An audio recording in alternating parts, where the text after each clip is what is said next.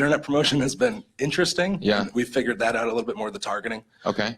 Like how so? What specific? Facebook, like just targeting our ads specifically ads, towards people that are already going to live music concerts. Like it's pretty easy to figure out the bands that people are going to see in certain areas, and then you can target your ads at the people that already like those bands on Facebook.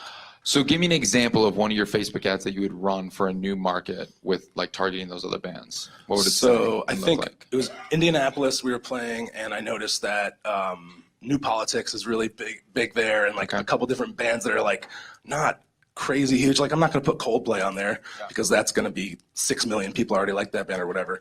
But the bands that have like 50,000 to 150,000 likes, that's kind of like, those are the people that are touring regularly normally, and those are the people that are selling tickets, and the people that are going to see those shows usually like to go see live music.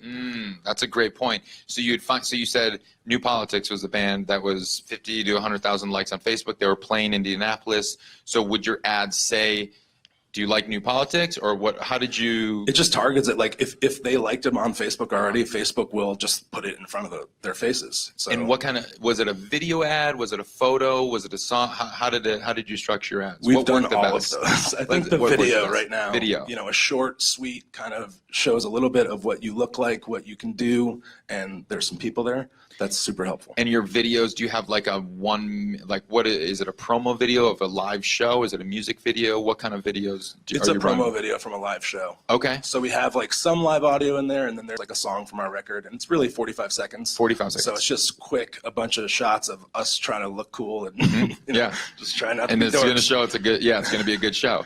And so you have the energy in these 45 seconds that really captures your live show and the live energy.